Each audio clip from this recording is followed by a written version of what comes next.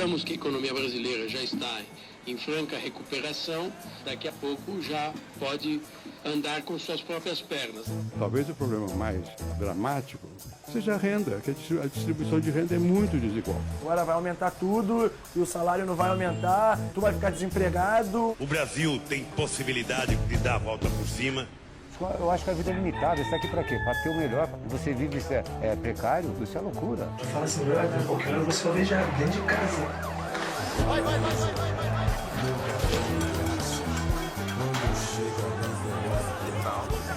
Wonderful. Cada dia é uma sobrevivência, cada dia é um leão que a gente mata.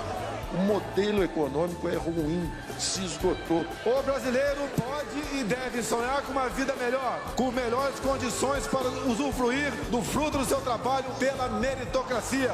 Quem come hoje em dia, uma vez por dia, está muito bem. Aqui dentro dessa comunidade é. Falar que se passa fome no Brasil é uma grande mentira. De que nós vamos sair da crise, não tenho a menor dúvida disso. Perdeu, cuzão!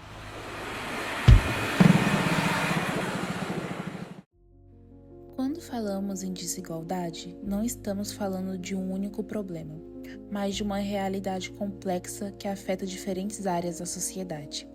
A desigualdade está presente no acesso à renda, à educação, à saúde, aos direitos públicos e até nas oportunidades básicas da vida. Além disso, a sociedade não é apenas econômica, mas também social e cultural.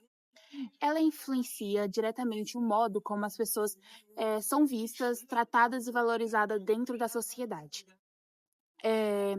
afetando suas chances de crescimento, reconhecimento e participação. Esses problemas não existem de forma isolada. Eles estão conectados e acabam reforçando uns aos outros, criando um ciclo assim difícil de romper. A falta de acesso à educação de qualidade, por exemplo, ela pode limitar oportunidades de trabalho, que, por sua vez, afeta a renda e acesso aos outros direitos pessoais e básicos. Esse ciclo acaba perpetuando a desigualdade ao longo das gerações, fazendo com que muitas pessoas tenham que enfrentar dificuldades muito maiores apenas para alcançar o básico da vida. Por isso, é fundamental analisar cada uma dessas dimensões separadamente, para entender melhor como a desigualdade funciona e principalmente como ela pode ser combatida ao longo dos anos. Bom, agora eu vou falar um pouquinho da desigualdade do voto, que antigamente, no início, era tudo complicado.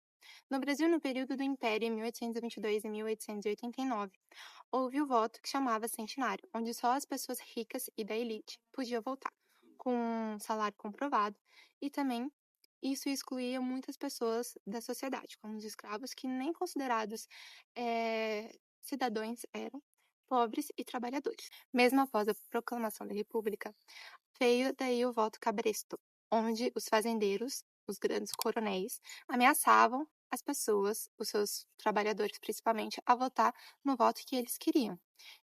Com isso, faziam ameaças, troca de favores ou, por conta disso, dependência econômica, o que impedia a liberdade de escolha.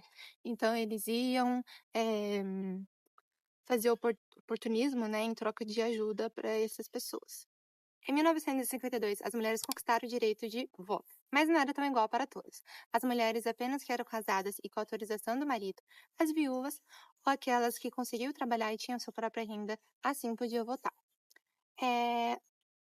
As mulheres, em 1934, a partir da Constituição, com esse direito, já foi um projeto mais ampliado e mais mulheres podiam votar. Mas no início, assim conquistaram o direito de voto com todas essas limitações, o que excluía boa parte das mulheres. Na ditadura militar já não havia eleições diretas. E um movimento marcado para essa igualdade de voto foi a direita já, onde na Constituição de 1988 garantia o voto universal, secreto e igual para todo mundo, o valor igualitário para todo mundo. E isso foi muito importante, fundamental, para mostrar que a participação de todos é muito importante para uma sociedade mais justa e igualitária para todo mundo e ter um valor de voto que é essencial para todo mundo. Isso foi um grande movimento de luta pela igualdade no Brasil. O Brasil, ele é uma das maiores economias presentes no mundo que apresenta um PIB trilionário. No entanto, ele também se encaixa no grupo dos países que apresentam desigualdade na sua Constituição. A renda, ela é toda a riqueza que é formada dentro de um país e é dividida de maneira igual para toda a população. Porém, a gente sabe que aqui no Brasil isso não ocorre dessa forma.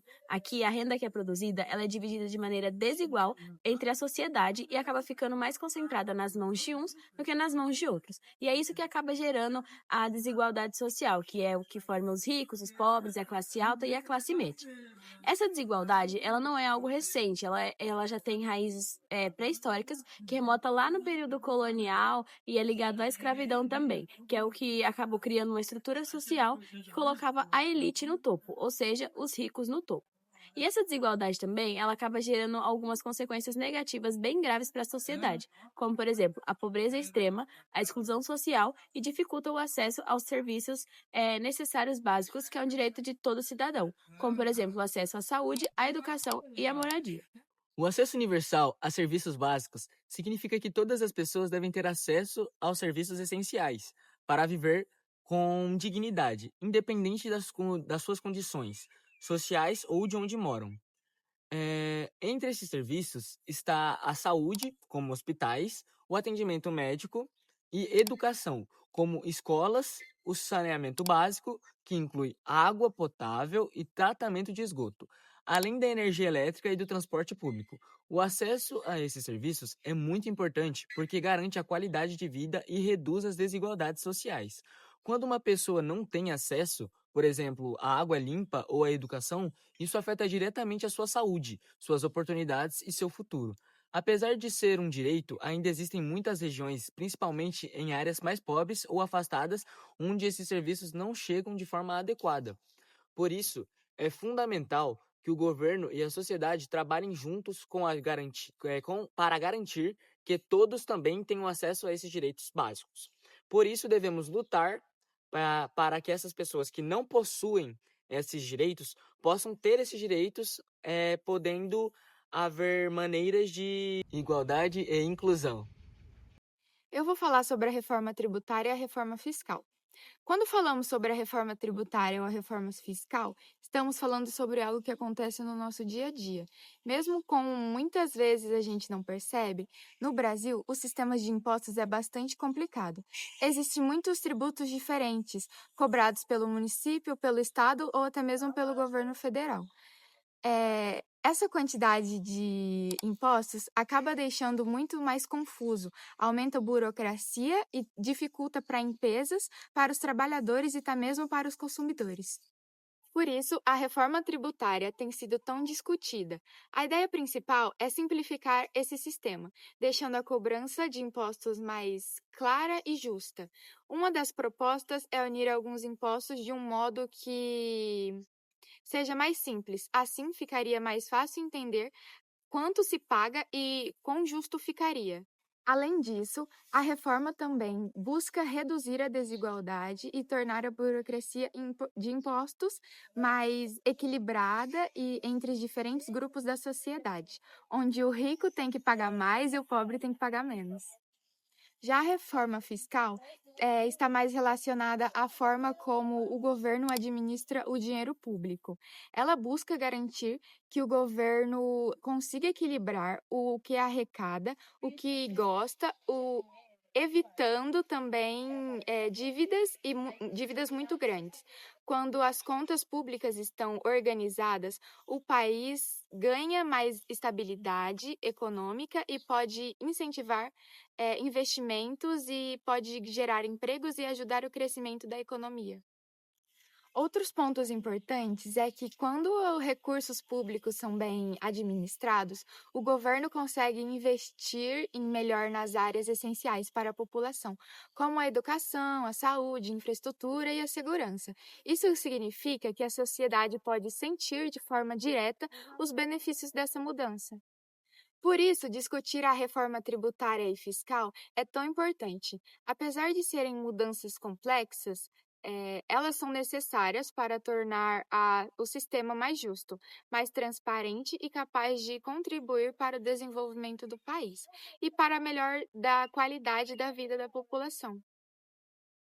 Quando falamos sobre racismo, muitas pessoas pensam apenas em atitudes individuais, como ofensas ou discriminação direta. Mas o racismo é muito mais do que isso, e ele está presente na forma como a sociedade foi construída e organizada ao decorrer do tempo. No Brasil, isso tem raízes no período da escravidão. Mesmo após a abolição, a população negra não recebeu apoio suficiente para se integrar à sociedade. Não houve políticas que garantissem acesso a terras, educação ou um trabalho digno. Isso fez com que as desigualdades se preservassem ao decorrer das gerações. E hoje, as desigualdades ainda são visíveis. Pessoas negras, em média, têm menos acesso a uma educação de qualidade, enfrentam maiores desafios no mercado de trabalho, recebem salários menores e ainda são vítimas de violência. Isso mostra que não se trata apenas de casos isolados, mas de um padrão social. Além disso, o racismo estrutural também aparece de forma mais sutil, como, por exemplo, em estereótipos, a falta de representatividade e até nas oportunidades que são negadas, sem que muitas das vezes a gente não perceba. E para superar essas desigualdades são necessárias ações concretas. Políticas públicas, como as cotas raciais, são importantes porque tentam corrigir uma desigualdade histórica. Mas também é essencial investir em educação, conscientização e até mudanças de comportamento. A luta contra o racismo estrutural não é só de quem sofre com ele, mas de toda a sociedade. E cada pessoa tem um papel na construção de um ambiente mais justo e igualitário. E é por isso que discutir esse tema é tão importante. Reconhecer que o problema existe é o primeiro passo para que ele deixe de existir. Então, resumindo, o racismo estrutural é quando o racismo não está nas pessoas, mas no jeito que a sociedade funciona. Agora, uma iniciativa presente aqui no Brasil para estar combatendo a fome é um projeto que ele foi lançado em 2023 como uma estratégia do governo federal para estar combatendo. Ele se chama Plano Brasil Sem Fome. Esse projeto ele é dividido em 3 eixos principais. O primeiro é o acesso à renda para estar diminuindo a pobreza e estar dando mais oportunidade para as pessoas estarem comprando alimentos e consumindo. O segundo é a alimentação saudável e garantida para toda a população, desde a produção até o consumo. E o terceiro eixo é o da mobilização da sociedade, ou seja, para estar mobilizando toda a população para estar trabalhando no combate da fome presente no Brasil. Diante de tantos tipos de desigualdade, surge uma pergunta: como superar essa realidade? Uma das principais respostas está na educação de qualidade. A educação ela é uma das ferramentas mais poderosas para reduzir desigualdades, pois ela amplia as oportunidades da vida. Então, desenvolver o pensamento crítico permite que as pessoas tenham acesso às melhores condições de vida. Mais do que transmitir conhecimento, a educação ela transforma a realidade do indivíduo. Ela dá voz, autonomia e possibilita que os indivíduos eles compreendam seus direitos e lutem por eles. Quando a educação não é acessível ou não tem qualidade, ela acaba reforçando as desigualdades já existentes na sociedade, limitando sonhos e oportunidades que as pessoas têm.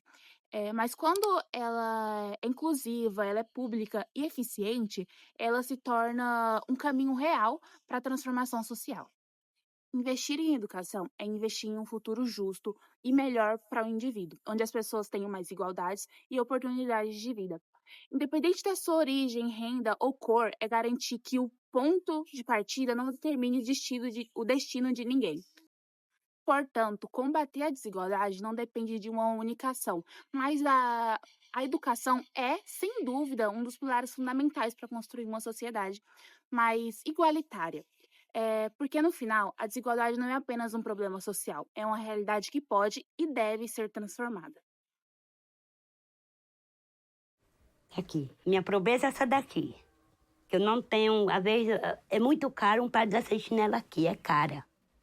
Aí, às vezes, eu digo, meu Deus, se eu comprar um par de chinelo, eu vou comprar minha comidinha.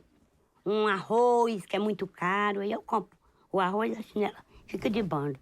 Aí eu boto um pregando para todo canto, roupa para todo canto. E as roupas minhas assim. Aí tem muita gente que dá uma roupinha linda e faz aquela sacola de roupa e me dá. Aí eu acho que é bom, visto, pronto. A minha pobreza é essa daqui. Mas eu vou à frente. né? Não tenho ambição por nada de ninguém, não. Quando nós chegamos logo aqui, não tinha ninguém pra dizer assim, é aberto, aí não, era mata. Aí nós broquemos, queimemos, fizemos um limpo. Aí fizemos um acampamento de plástico, fiquemos dentro. Aí todo mundo passava e dizia, só um acampamento. O pessoal acampado, nós nem ligávamos. Nós cozinhávamos no meio do terreiro, fogão, as panelas de comida nós botávamos no meio do tempo. Lá vinha a chuva, molhava, carregava a chinela nossa, roupa, água carregava, nós nem ligávamos. Dá uma azedinha, que o dia amanhecer era tudo molhado, o lençol. Nós estendia, dava um azinho só, nós estendia, que quando enxugava, nós armávamos de novo a redinha nos pau. O vento levando nós e trazendo, e nós achando bom. Era tão bom que hoje ainda é bom. Aí começamos a brocar e fizemos roçado. Pronto, aí estamos cada qual, eu tenho o meu roçado, tenho o meu pedaço todo aberto, tem minha capoeirinha que eu planto. Eu tenho um jumentinho que eu boto água, é dentro da capoeira lá que eu fiz para ele comer. Aí pronto. Aí a felicidade aqui. E ainda estou feliz ainda aqui. Sempre eu trabalhando na terra, eu dizia ao meu pai desse jeito. Pai, um dia eu ainda vou comprar um pedaço de chão para mim. O pai, com o quê, menino? Eu digo, vou trabalhar, vou botar um roçado. Eu vendo o milho, o feijão que eu fizer e compro um pedacinho de terra para me morar. O pai, minha filha, nesse tempo que você for comprar essa terra, não existe mais essa compra de terra, não. Eu digo, por quê? O pai vai ver como eu vou comprar um roçadinho para mim. Um terreno para me morar. Sempre eu dizia isso, meu pai. Quando foi um tempo, encontrei ele, eu disse, o que foi que eu disse, pai? Que eu ia ganhar a terra. Agora, lá tá medido, lá é meu. Já tá medido, lá, é meu agora, pai. Mas tu é danada mesmo, bem que tu disse que ainda ia comprar uma terra pra tu. Digo, tô lutando, mas é minha. Ganhei com muita luta. Não foi uma e nem foi duas, não. Dormi no chão, no meio do mundo. Eu fui na TV diária. Dormi lá no campo para ganhar essa terra. Toda noite eu vou para a escola. Quando chega lá, ela se senta. Aí bota o meu nome na lousa, arruma de letra. Eu não sabia nem o que era um A. E agora ela faz o ABC, eu leio todinho. Ela diz, tu já tá cá pra gente ter o nome. Eu digo, já. Aí eu digo, a dona Esmerina quer que... O nome da minha professora é Esmerina. A senhora quer que eu vá fazer meu nome? Ela vá. Aí eu boto. Boto M, A, S. Aí boto a letra que eu conheço. Ela, pronto, Esmerina. Menina, ela já fez linda alva. Eu digo, graças a Deus. Ela, o resto, eu digo, é um L. Ela disse, eu começo, né? Aí eu vou fazendo. Quando chega a hora da escola, eu já estou dizendo assim, eu vou já para minha escola. Tomo banho, me ama a minha janta. Eu digo, as meninas, bota aí, eu já vou para a escola. É de noite a minha escola. Mas toda noite eu vou com a minha escola. Chega lá, tem merenda, eu merendo. Aí quando eu estudo, aí venho-me embora.